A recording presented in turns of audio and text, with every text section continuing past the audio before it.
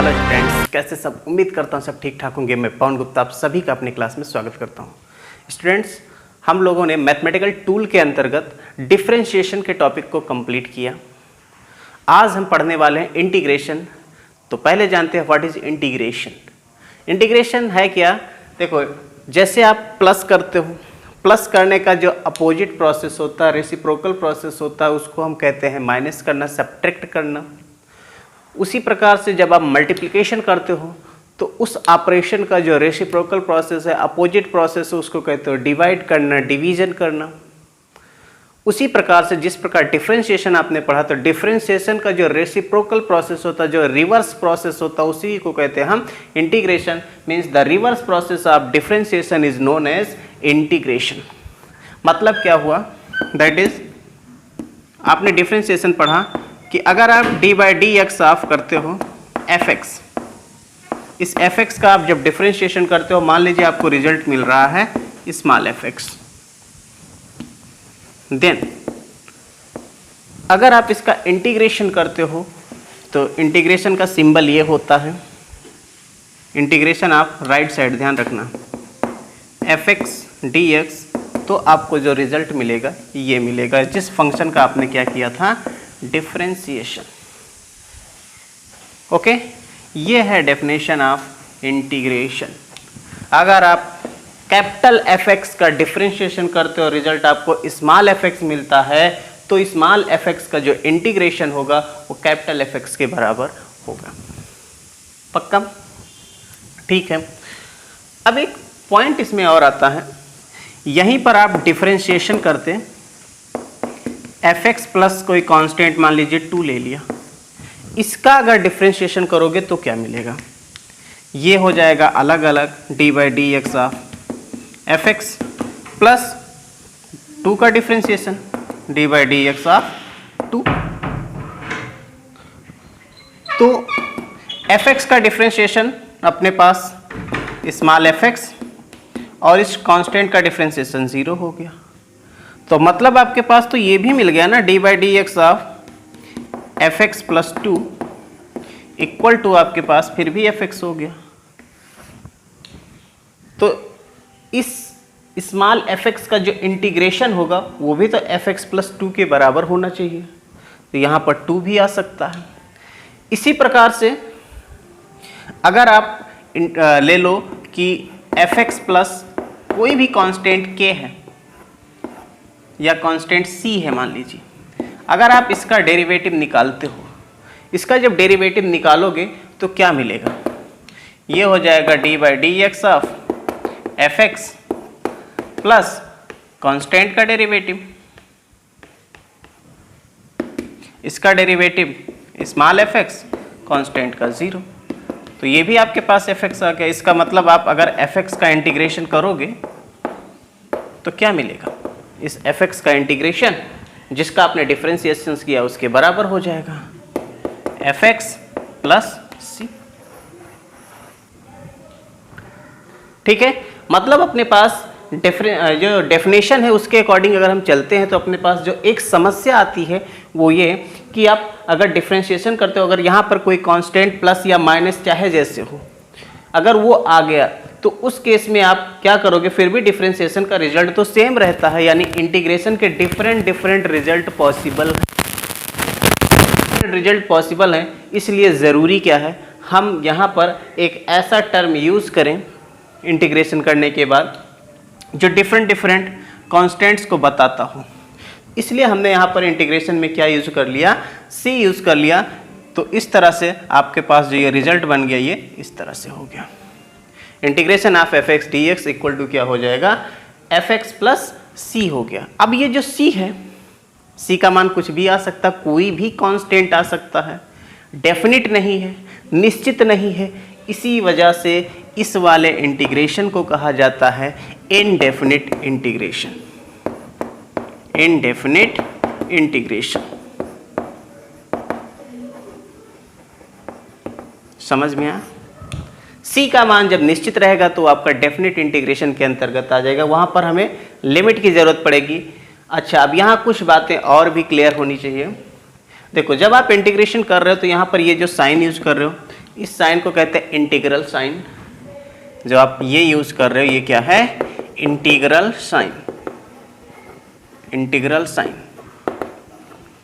और यहां पर ये वाला जो फंक्शन है आपका ये स्मॉल एफ एक्स जिसका आप इंटीग्रेशन कर रहे हो, एफ एक्स, इसका आप इंटीग्रेशन कर रहे हो इसलिए इसका नाम है इंटीग्रेंड, इंटीग्रेंड। ठीक है, ये आपका इंटीग्रल सिंबल हो गया, साइन हो गया, और ये क्या हो गया? इंटीग्रेंड हो गया। फिर आप यहां देखिए dx लिख रहे हो। ये dx क्या है? ये dx में जो ये x वेरिएबल है ये बता रहा है आपके पास कि ये आप इंटीग्रेशन कर रहे हो with respect to x, integration with respect to x।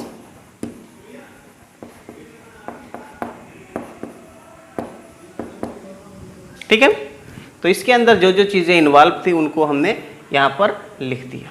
ठीक है, अच्छा अब यहां पर एक चीज और, इसके डिफरेंट डिफरेंट सिनोनिम्स हैं, यानी नाम हैं। डिफरेंट डिफरेंट नाम क्या हैं?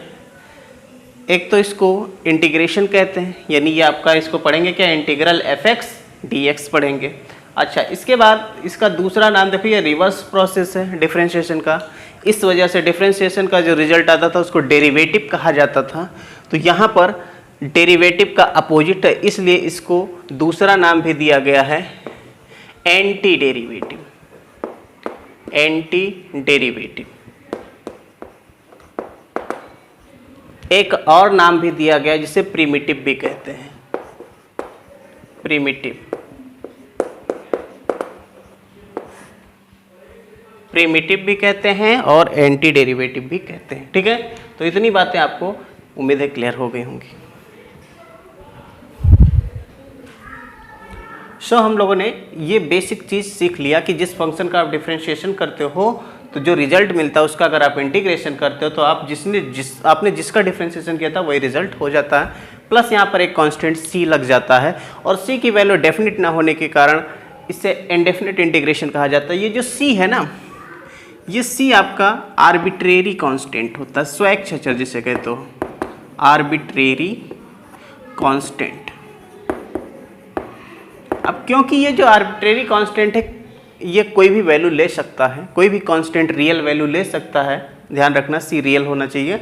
तो इस वजह से इसको कहते हैं कि ये जनरल इंटीग्रल है। ये कैसा इंटीग्रल है? General integral, general integral.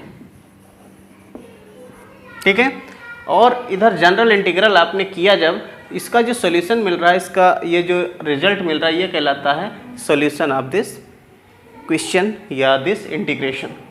Okay, अगर c की वैल्यू आर्बिट्रेरी ना होकर कोई फिक्स वैल्यू मिलती है तो उसे कहते हैं पार्टिकुलर इंटीग्रल कहते हैं। अगर c आर्बिट्रेरी कांस्टेंट ना होकर कोई फिक्स कांस्टेंट हमको मिलता है तो वो चीज़ आती है किसमें? डेफिनेट इंटीग्रेशन के अंतर्गत आती है। ओके, अब इसके बाद आता है integration of some standard functions, integration of standard functions.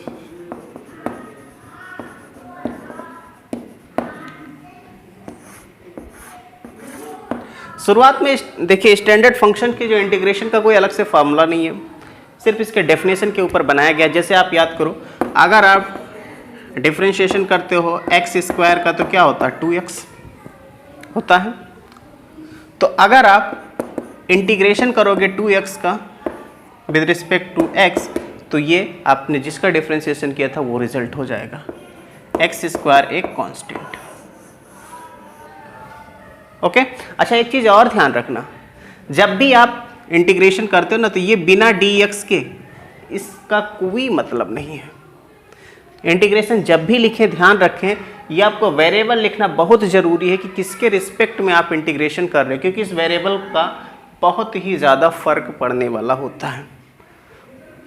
तो ये तरीका हमको समझ में आया कि ऐसे होता है। ठीक है, तो अब स्टैंडर्ड फंक्शन के इंटीग्रेशन क्या होंगे उसके लिए हमको जानना होगा हमेशा डिफरेंशिएशन। डिफरेंशिएशन तैयार है तो अगर वो डिफरेंशिएशन दिमाग में है तो इंटीग्रेशन आप उसका लिख सकते हो। कैसे? इधर मैं लिखता हूँ डिफरेंशिएशन और एक तरफ लिखता हूं इंटीग्रेशन।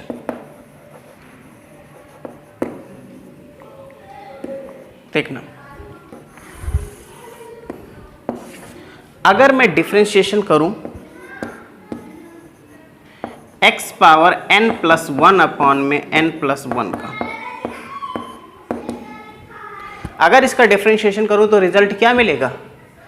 अकॉर्डिंग टू डेफिनेशन हो जाएगा, पहले तो जो इसका पावर है वो आगे आ जाएगा n प्लस 1, इसके पावर में एक कम हो जाएगा, n प्लस 1 में एक कम करोगे बनेगा क्या? n, और नीचे क्या है? n plus 1। तो n प्लस 1 से n प्लस 1 कैंसल, बचा क्या? x पावर n बचा। समझ में आया? अगर हम x power n plus 1 upon n plus 1 का डिफरेंशिएशन करते हैं तो रिजल्ट क्या मिलता है?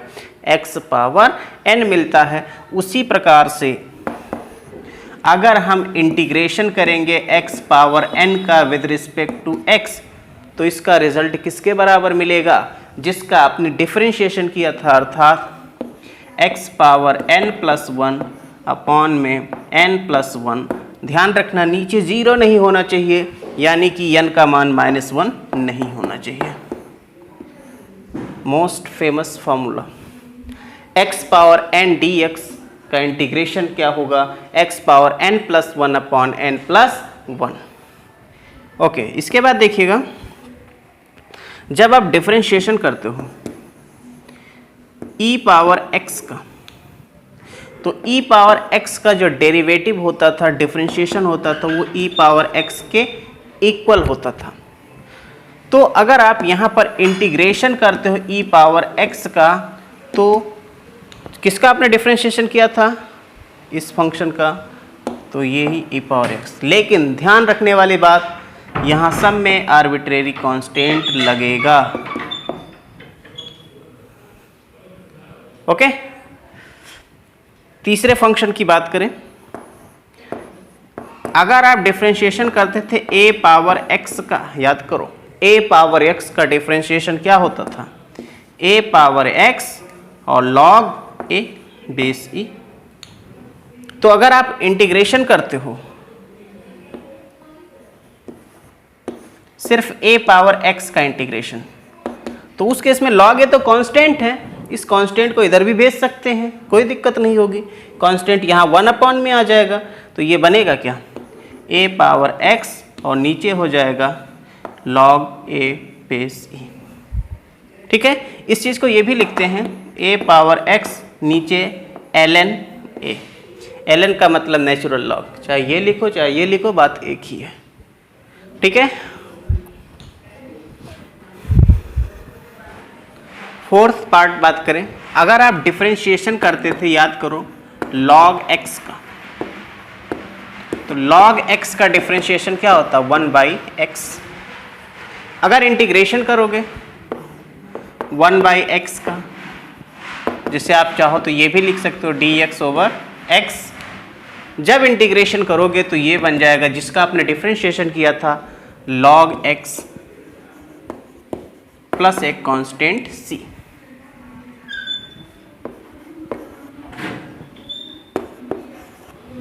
फिफ्थ पार्ट, याद करो जब आपने डिफरेंशिएशन किया था साइन x का, तो साइन x का डिफरेंशिएशन क्या होता है? cos x। तो अगर आप इंटीग्रेशन करते हो cos x का, तो क्या बनेगा? जिसका आपने डिफरेंशिएशन किया था, अर्थात साइन x प्लस c। अगर आप डिफरेंशिएशन करते हो cos x का, तो cos x का डिफरेंशिएशन होता था माइनस का साइन x। उसी प्रकार से अगर आप इंटीग्रेशन करोगे साइन x का, तो साइन x का इंटीग्रेशन cos x और ये माइनस साइन इधर कर देंगे, यानी कि माइनस का sine x plus c। Seventh part, अगर आप डिफरेंशिएशन करते थे tan x का, तो क्या होता था? sec square x। और अगर आप इंटीग्रेशन करोगे सेक स्क्वायर एक्स का, तो क्या मिलेगा, tan x plus c. Differentiation of cot x, cot x का डिफरेंशिएशन होता था माइनस का cosec स्क्वायर x।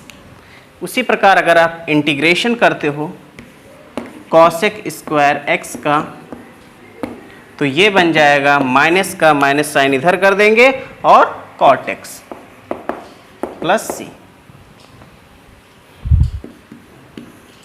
अगर आप डिफरेंशिएशन करते थे sec x का, तो ये होता था sec x into tan x। और अगर आप इंटीग्रेशन करोगे, अगर आप इंटीग्रेशन करोगे sec x into tan x का, तो ये मिल जाएगा आपके पास sec x और एक कांस्टेंट c। अगर डिफरेंशिएशन करते हैं cosec x का, तो ये होता माइनस का cosec x into cot x। और इंटीग्रेशन अगर करेंगे cosec x into cot x का, तो माइनस साइन इधर आ जाएगा, minus cosec x plus c। ध्यान देने वाली बात, cos, cot और cosec जिसमें c से स्टार्टिंग होता है उसी में सिर्फ माइनस है इंटीग्रेशन में।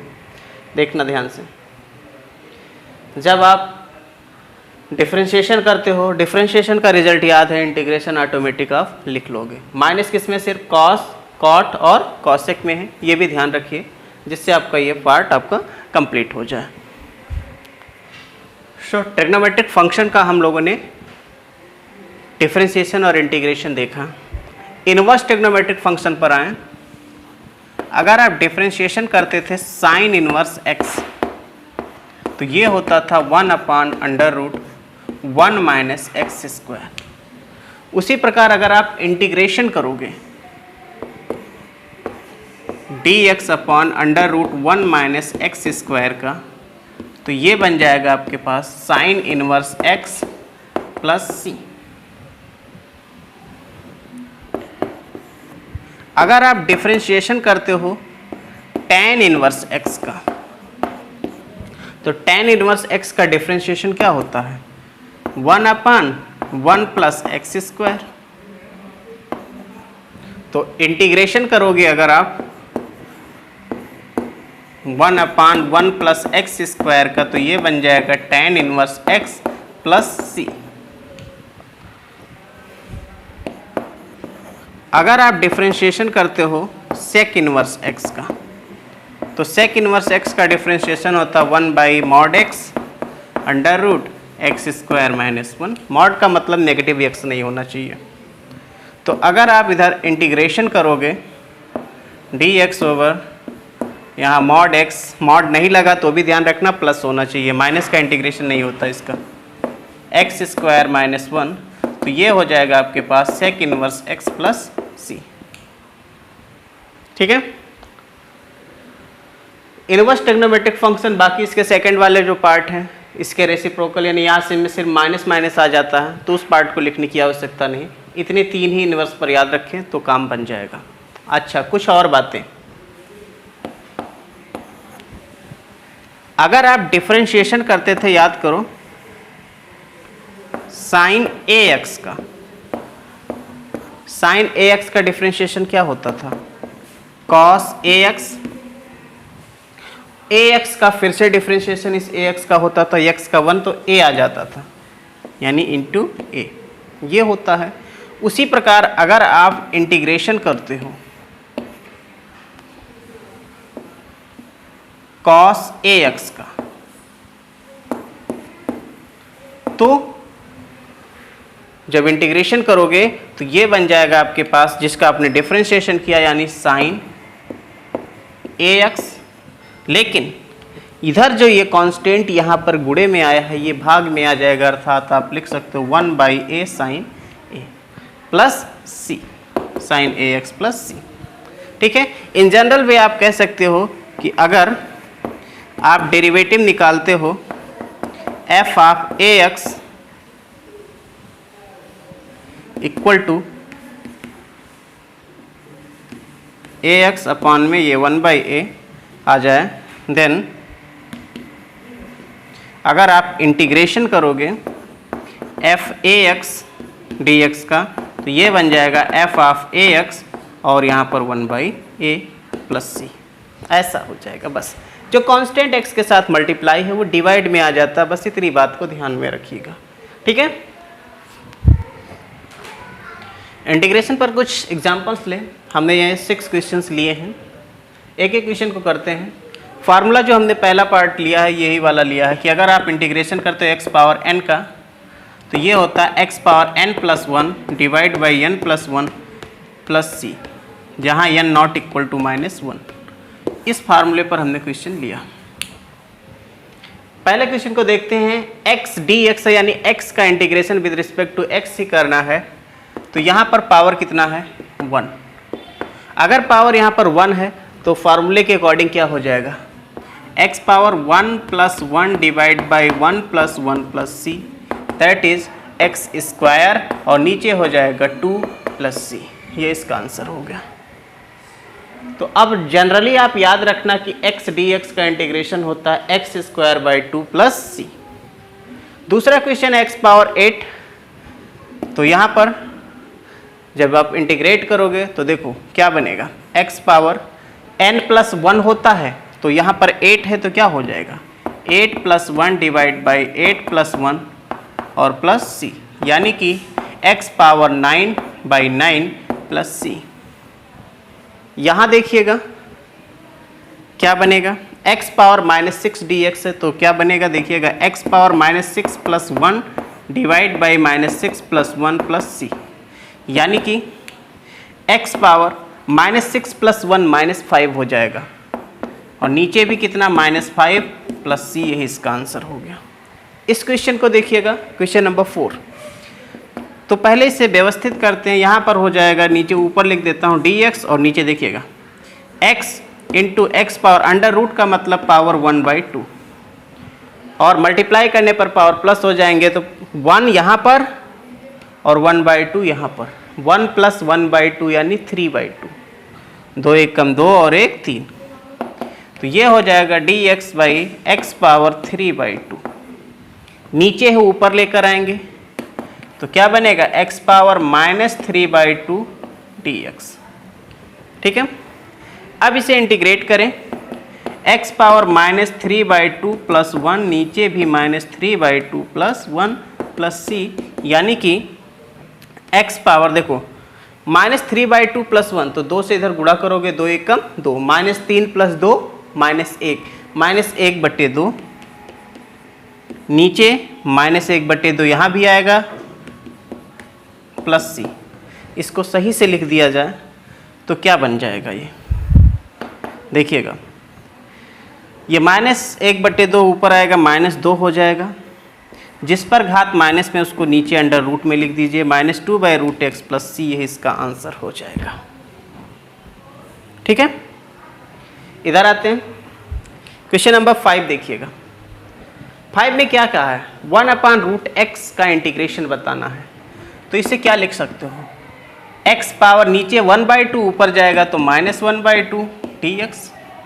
जब इंटीग्रेट करोगे तो क्या बनेगा, ये x power -1/2 plus 1 divide by -1/2 plus 1 plus c, यानी x पावर देखिएगा 2 1 कम 2, -1 प्लस 2 यानी 1, यानी 1/2, नीचे 1/2 आएगा तो ये ऐसे 2 लिख दीजिए जैसे यहाँ पर लिखा था, प्लस सी। ओके, 6 नंबर देखो, z पावर -1/3 dz। अब देखिए यहां पर इंटीग्रेशन z के रिस्पेक्ट में करना, कोई फर्क नहीं है, वेरिएबल चेंज होगा कोई दिक्कत नहीं, हमेशा x ही मत याद रखो, t हो सकता है, z हो सकता है, कुछ भी हो सकता है। तो यहाँ पर भी फार्मूला लगाएंगे z power -1/3 plus 1 divide by -1/3 plus 1 plus c. z power देखिए 3 एकम 3 यानी 3 1 3, 3 - 1 यानी 2, 2/3, नीचे भी 2/3 आएगा, उसको उल्टा करके लिखिए 3/2 प्लस सी। ठीक है,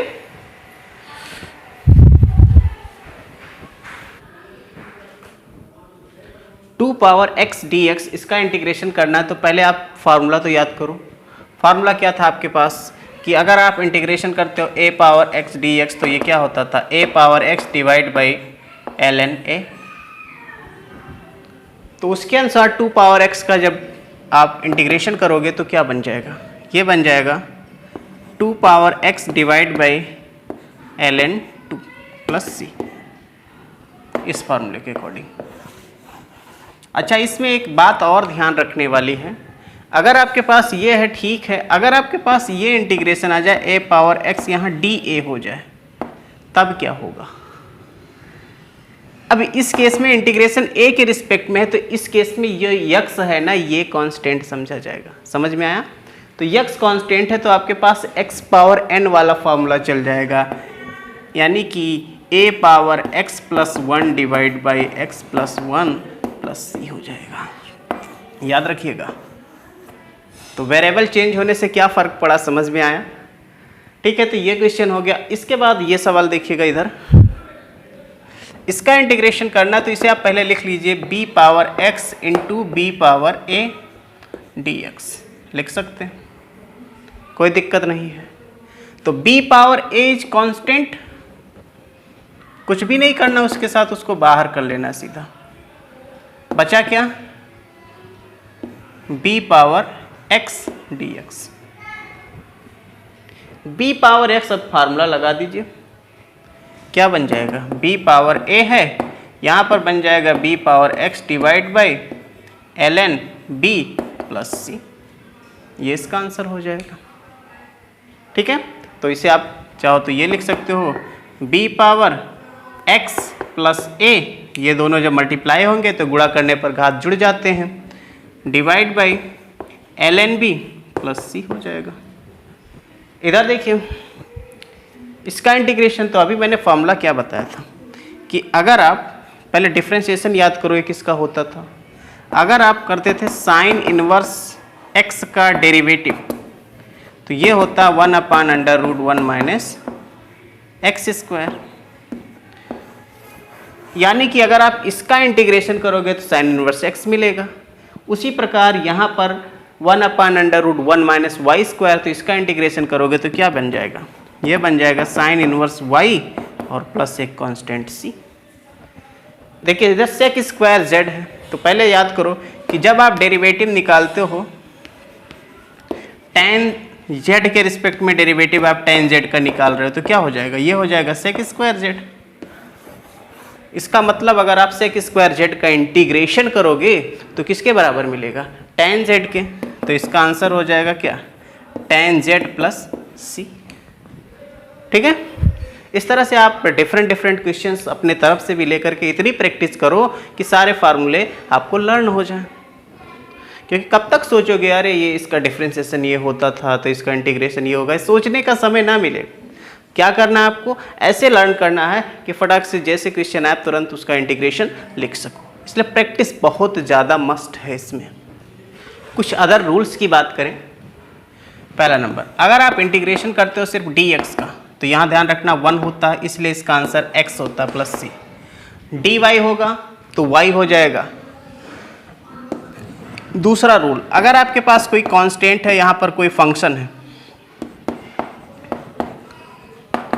तो कांस्टेंट को सीधा बाहर कर दीजिएगा और इंटीग्रेशन कीजिएगा सिर्फ और सिर्फ फंक्शन का। समझ में आया। एग्जाम्पल के लिए अगर आपके पास इंटीग्रेशन आ जाए 2x³ dx, तो 2 को तुरंत बाहर करिएगा, x³ का इंटीग्रेशन कर दीजिएगा, क्या हो जाएगा, x power 3 plus 1 divide by 3 plus 1 plus c, यानी कि 2/3 4 हो जाएगा, x पावर 4 प्लस c, 2 से कैंसिल कर देंगे, 1/2 x पावर 4 प्लस c, ऐसे कर लेंगे। तीसरी बात, कभी आपके पास अगर इंटीग्रेशन आता है f ऑफ ax का, तो जब इसका इंटीग्रेशन करते हैं तो ये रिजल्ट बनता है f ऑफ ax, और जो x के साथ जो मल्टीप्लाई होगा वो डिवाइड बाई a हो जाएगा प्लस c हो जाएगा। एग्जाम्पल के लिए, अगर आप इंटीग्रेशन करते हो e पावर ax का, तो इसका इंटीग्रेशन e पावर ax होगा, क्योंकि फार्मूला हमको पता है e पावर x का डिफ्रेंसिएशन e पावर x होता, तो x के साथ जो मल्टीप्लाई कांस्टेंट है वो डिवाइड में चला आएगा, 1/a हो जाएगा। ठीक है। चौथी बात जो याद रखने वाली बात है, अगर आप इंटीग्रेशन करते हो, जैसे आपके पास फंक्शन आएगा u प्लस माइनस करके ऐसे v लिखा हो dx, इसका अगर आपको इंटीग्रेशन करना है, यानी प्लस और माइनस से रिलेटेड आ जाए, तो उस केस में आपको क्या करना है, u का अलग इंटीग्रेशन प्लस माइनस v का अलग इंटीग्रेशन कर देते हैं। इंपॉर्टेंट है, याद रखिएगा। अगर प्लस माइनस में कुछ ऐसे फंक्शन लिख कर आते हैं तो एक एक का अलग अलग इंटीग्रेशन आप कर लोगे, यानी dx इन सबके साथ डिस्ट्रीब्यूट हो जाता है। जैसे अपने पास ये प्लस माइनस से रिलेटेड क्वेश्चन दे दिया, इसका आपको इंटीग्रेशन करना है, तो अलग अलग पार्ट का आपको इंटीग्रेशन कर लेना है। चाहो लिखो या चाहो डायरेक्ट कर लो, कोई दिक्कत नहीं। मैं लिख देता हूँ एक बार, x power 6 dx minus 1/x dx plus e power x dx plus 3 dx। x power 6 का इंटीग्रेशन बनेगा x पावर 6 प्लस 1 यानी 7 डिवाइड बाई 6 प्लस 1 यानी 7। 1/x का इंटीग्रेशन याद करो, 1/x किसका डिफ्रेंशिएशन है, तो वो log x का होता है, इसलिए इसका इंटीग्रेशन हो जाएगा log x या ln x भी लिखते हो। e पावर x का इंटीग्रेशन e पावर x ही रहता है, 3 कांस्टेंट है। dx का इंटीग्रेशन सिर्फ x होता है, प्लस c, ये इसका आंसर हो गया। सेकंड क्वेश्चन देखिए, ax square plus bx plus c का इंटीग्रेशन करना है। अलग अलग कर दूं, ax square dx plus bx dx plus c dx। a constant है, x स्क्वायर का इंटीग्रेशन होगा x power 2 plus 1 divide by 2 plus 1 यानी कि 3/3।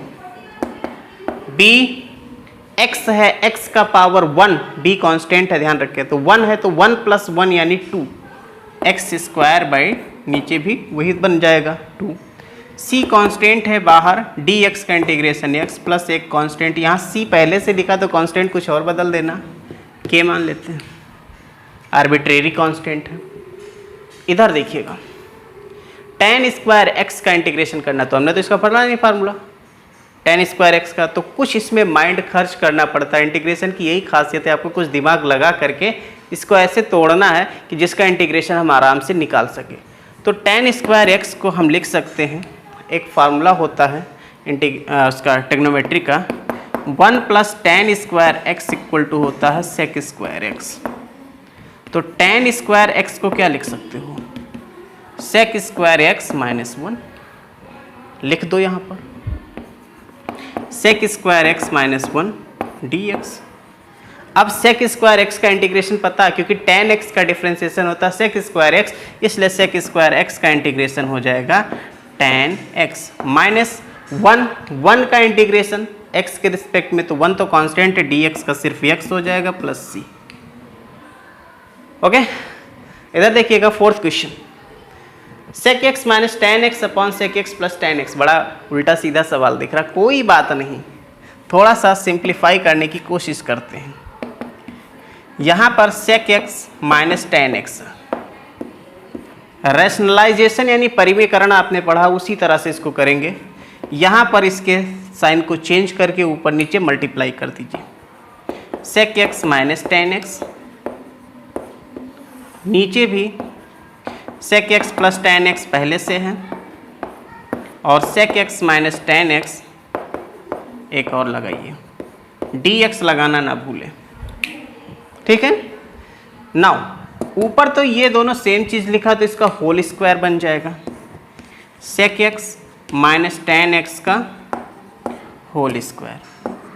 नीचे a plus b into a minus b के according a square minus b square, यानी कि sec square x minus tan square x.